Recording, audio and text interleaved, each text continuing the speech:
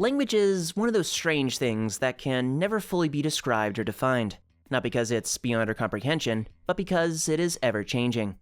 Common slang for one generation will be passé by the next, and forgotten by the third. We use cruel epithets against our enemies, then immediately shift to adulation when they're allies. Language is always evolving, both in how it's utilized, but also in the forms and manners it manifests. Over the past few years, and in line with the rise of TikTok and streaming, there's been an unavoidable shift in the vocabulary seen in such content. You've surely heard some of these new, clunky terms before, like PDF file, grape, sewer slide, and unalive, to name a few. Their actual meanings are easy enough to deduce. They're essentially alternative terms for the many tragedies and atrocities unavoidable on this earth.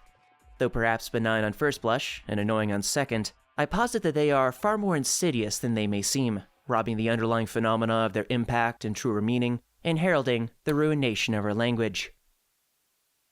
So, before even diving into the issue at hand, an important question must be addressed. Why even care about this sort of thing? This contentified form of speech, content speak, is ultimately pretty minor in its scope and application. To that I say, words, at the end of the day, mean something.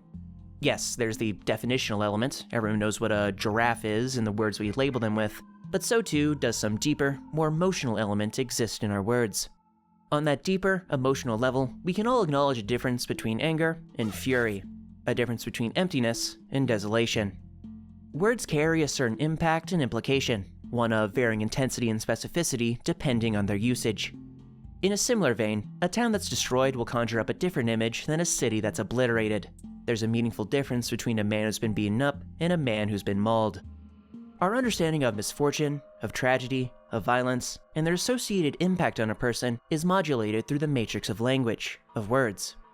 This brings us back to content speak and its fundamental issues. It's emotionless, absurd, and at the end of the day, trivializing.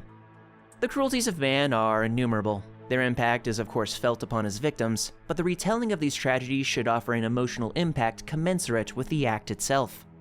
Reportage on an instance of grape is far less impactful than calling it sexual assault, or just rape. Saying someone committed sewer slide unavoidably downplays the gravity of a suicide. Those words themselves, rape, murder, suicide, are evocative, and for a reason. There's some reptilian gut aversion to such harmful and terrible acts, which is inhibited with these alternatives. The emotional emptiness of these new words reaches a point of absurdity when taken to its logical extreme. A mass unaliving event or a gang grape are phrases that logically exist under this linguistic framework, but on a greater level shouldn't. Such terms and phrases when applied to mass tragedies are ultimately desensitizing as well. They paint the viscera and misery we are to soberly acknowledge, guard against, and empathize with in a bland plastic coating.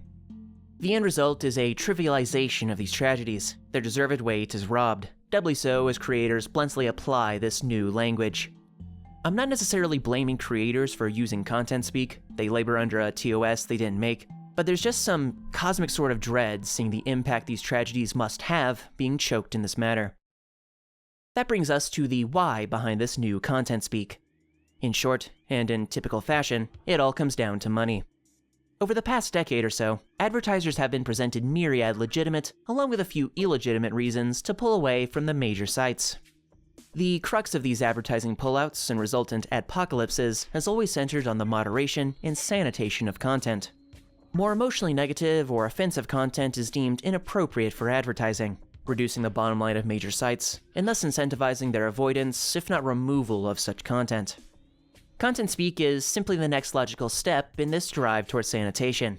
If certain sordid topics must be discussed, then whatever emotional impact they'd otherwise have can just be neutered.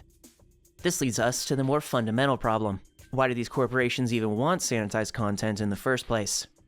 Here, we must turn towards association, both in the colloquial sense, but also the emotional and psychological.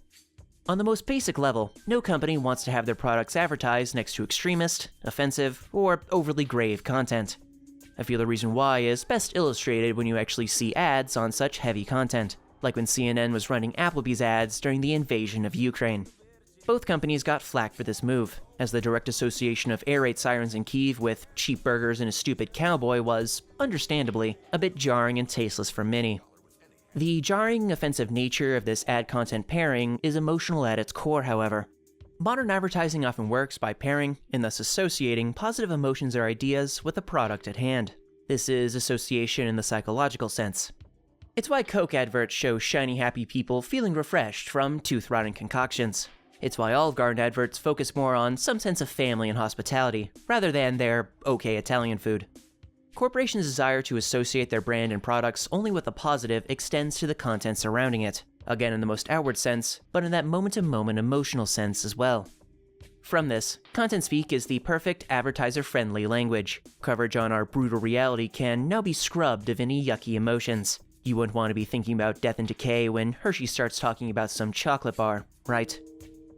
Aside from its current obtuse and kinda gross nature, the major concern I have with content speak is its future implications. Its worst sin is that it's desensitizing. I mean that quite literally. Whatever tension or concern the actual word should rightly evoke is being totally subsumed to create inoffensive content paste for a subdued mass audience. I don't necessarily think this will lead to more crime or violence or whatever, but I do think it will lead to less people caring about such issues. Worse, this bastardized language is neither concrete nor stationary. More words and terms with an ounce of punch to them may be subsumed by the beige blob of content speak. More proper news sources may find the sort of self-censorship preferable, if not profitable. It would be the creeping corporatization of so many aspects of our modern existence finally making its way into our very language, our very thoughts. It's worrisome. An adjacent phenomenon, one similarly eroding our thoughts and our language, is the utter ubiquity of artificial intelligence as a shortcut for literally everything.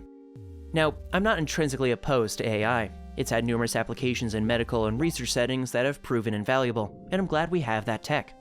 However, AI's use has far expanded outside that genuine domain, being used to automate tasks that may be taxing or annoying in the moment, but that we as individuals and as society benefit from doing. The core issue is that AI is broadly eroding critical thinking skills, something now borne out in various studies. As a more practical example of this intellectual atrophy, take the rampant use of AI in higher education. Universities should ostensibly offer some intellectual and personal challenge to students, and in turn expand their minds and abilities. AI, however, presents students a hollow shortcut, rapidly completing whatever academic or literary tasks they may have, but with nothing gained from doing so. What critical thinking skills intrinsically attained through higher education are set to be squandered by AI, all for a piece of paper with even less to show for it. In a similar vein, you're seeing the growth of AI summarizers, used to convert news articles or books into a couple paragraphs. While a quick summary of a piece can give you the rough outline, it flattens whatever nuance or prose it would otherwise contain. That moving quintessence in a good book or quality article is completely erased. Such summarizers may superficially broaden one's pool of knowledge, but it won't be nearly as deep, and a shallow puddle is quick to dry up. For the obligatory dystopian novel comparisons, content speak is in 1984, as AI as a surrogate brain is to Fahrenheit 451, the prior stripping our ability to feel, the latter our ability to think. A fell noose of incuriosity and apathy is slowly being hoisted upon our collective necks, and if things don't meaningfully change in the realms of communication and information, it will grow ever tighter. The prognosis for the world at large is bleak, to say the least. This slow ruination of language and communication is a creeping, waxing issue among a host of civilizational wildfires. I don't have the solutions to these macro problems, but I feel the first step to addressing them is acknowledging them, and ideally before they metastasize. At most, I can offer micro-suggestions. Read a new book, put in the hard yards to learn something new, and try to inform others of issues of import.